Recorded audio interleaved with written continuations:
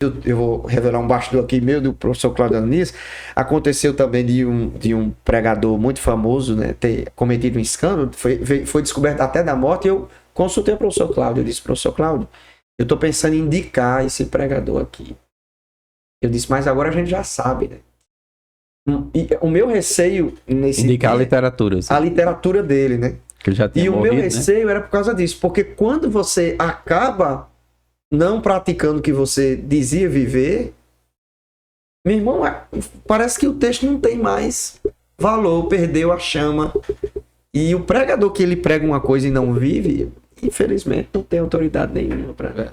Agora, lembrando que quando nós estamos falando de pregador e pregação, o mais importante não é o pregador, o mais importante é a pregação. Exatamente. E aí isso é difícil, né? De entrar na nossa cabeça. Isso.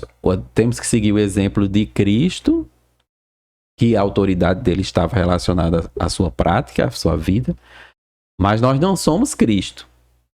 Para não incorrer nesse problema de ficar admirando muito o pregador, de maneira que supera a admiração pela mensagem e pela palavra, né? Nessa semana que aconteceu esse escândalo que você fez referência, o pastor José Gonçalves, ele postou numa das suas redes sociais um dos livros que ele escreveu, que tem um título interessante, Por que Caem os Valentes? Muito bom esse livro, recomendo demais. Pronto, e aí ele fez uma citação dele mesmo.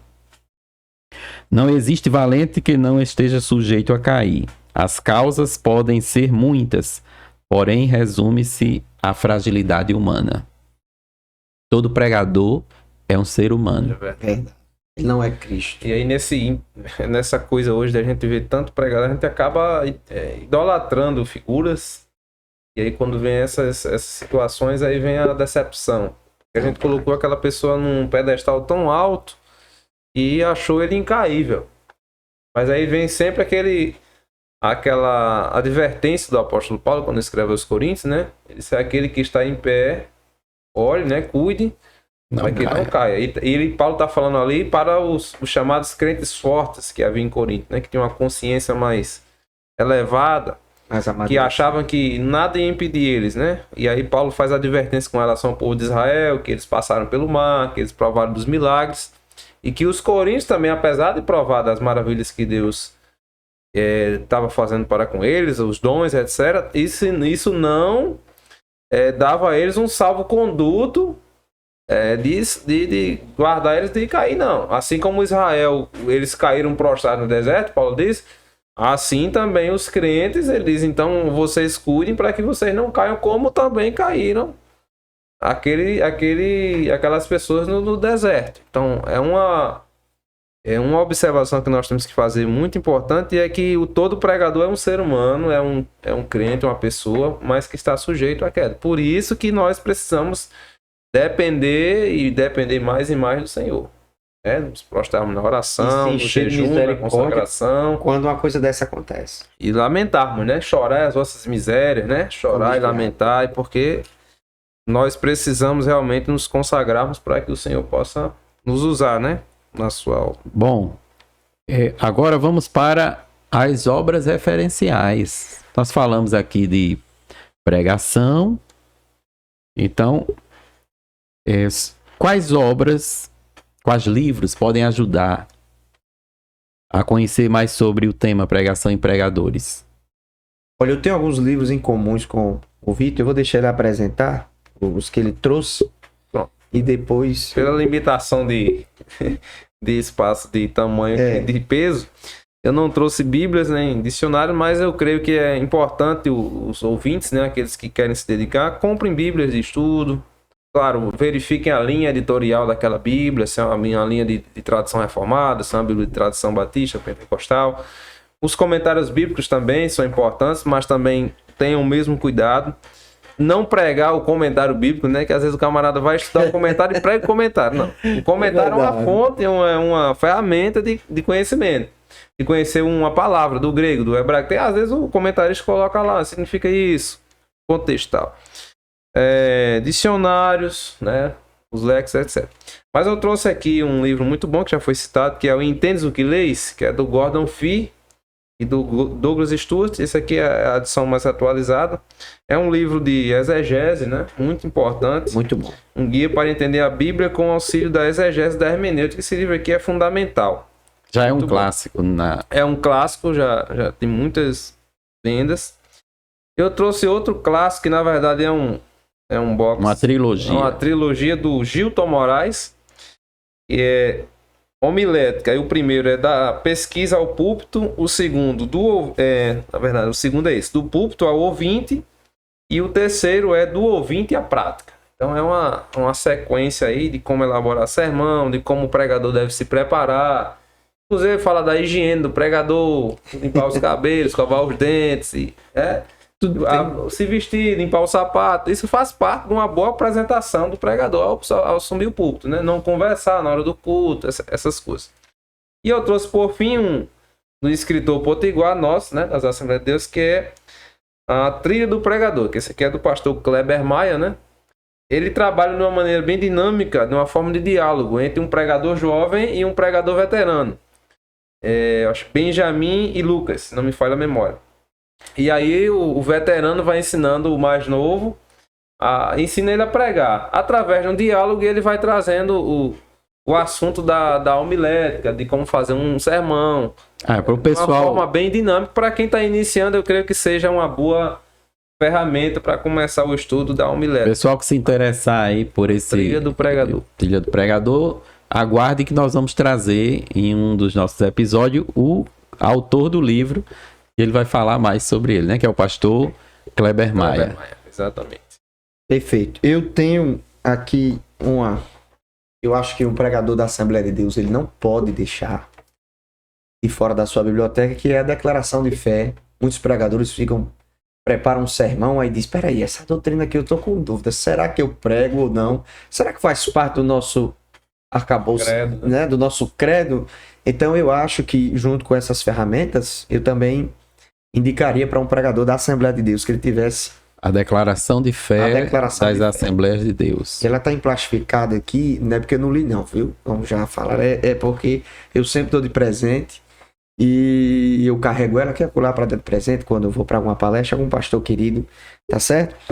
Eu tenho andado por alguns rincões mais pro lado da língua espanhol, né? Castelhano, e eu tenho 2 pregadores de referência. O primeiro deles aqui é o Luiz M. Conterras. Ele é muito bom, é um manual de pregação expositiva, né? Quem tem mais uma habilidade assim de ler em espanhol, na verdade ele vai trazer uma rememória, né? Você vai rememorar o que você já aprendeu na homilética. Então é um livro mais resumido. E eu acho que é o autor que eu tenho ultimamente mais falado. Ele é de linha reformada, não é presbiteriana, é da República Dominicana, o pastor Surrey Mechelen. E para mim, um dos livros que me chamaram a atenção na pregação sobre o caráter do pregador, de que maneira o temor do pregador auxilia para que ele pregue as Escrituras Sagradas, esse livro aqui me deu uma... Traduz aí o título do livro. Diante da parte de Deus e diante de Deus. É baseado em 2 Coríntios capítulo 2, 17, onde o apóstolo Paulo diz aos irmãos não são os falsificadores, né? Perfeitamente. Ele vai dizer que quando ele pregava aos irmãos em Corinto, ele ia em temor e em tremor, porque ele não era simplesmente um homem enviado da parte de Deus. Ele pregava como se o próprio Deus estivesse na plateia ouvindo.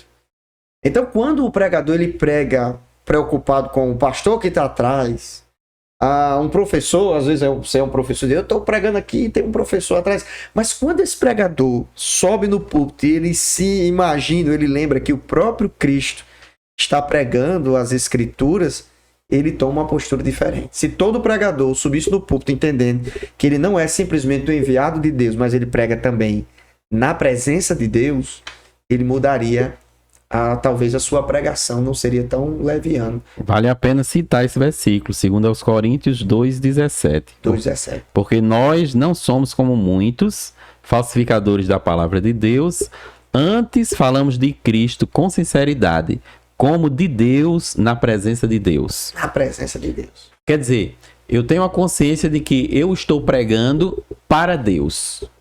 Deus está na plateia, Meu Deus do ouvindo céu, a mensagem. Muito, Se todo pregador tivesse essa consciência, nossas pregações seriam diferentes. totalmente diferentes. Porque A preocupação do pregador, muitas vezes hoje, é de que a plateia saia totalmente com os cabelos arrepiados, né? Da cabeça, do braço, e que o pessoal chore, que ele vá pescar algum elogio depois. Mas se você tomar desse pressuposto aqui, você vai guiar a sua pregação. Deixa eu só finalizar aqui. O livro dele, a metade é falando sobre o caráter da pregação e o temor, e o restante é uma aula sobre como preparar um sermão expositivo. Ele vai falar do temático, do textual, enfim.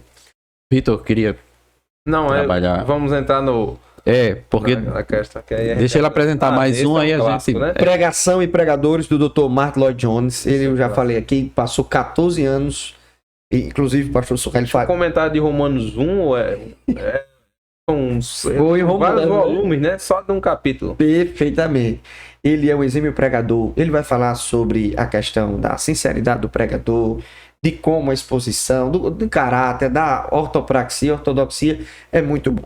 Eu acho que eu não vou falar mais porque tem outros aí e o tempo já. Porque a gente vai entrar agora na questão do exemplo de referenciais antigos, né? Bons pregadores do passado e depois vamos falar de bons pregadores do presente. Que exemplos nós poderíamos trazer? Deixa eu dar logo a minha lista. A minha lista tem 3. Esse é do passado. Não, do passado Recente. um passado recente, né? Quando a gente fala de pregação, eu acho que um nome que nunca pode ser esquecido, ele não é esquecido, não é nem que ele não pode ser esquecido. Ele não é esquecido. Ele está na mente, na memória de todos que se dedicam à pregação. É o nome de Billy Graham. Verdade. Pastor Billy Graham, que até foi considerado durante muito tempo e é considerado ainda como o maior pregador, esse título que costuma ser dado, né? Maior pregador evangelista. E eu tive a oportunidade de ouvir algumas pregações de Billy Graham. A primeira mensagem que eu ouvi de Billy Graham foi a pregação dele no Rio de Janeiro, em 1974. Eu nem era nascido, viu, pessoal? Mas eu ouvi essa pregação quando eu era adolescente. Eu vi essa pregação no rádio, em um programa evangélico da nossa igreja. E a programação colocou essa pregação no horário daquele programa. E foi uma pregação lá no Maracanã, né? O estádio famoso.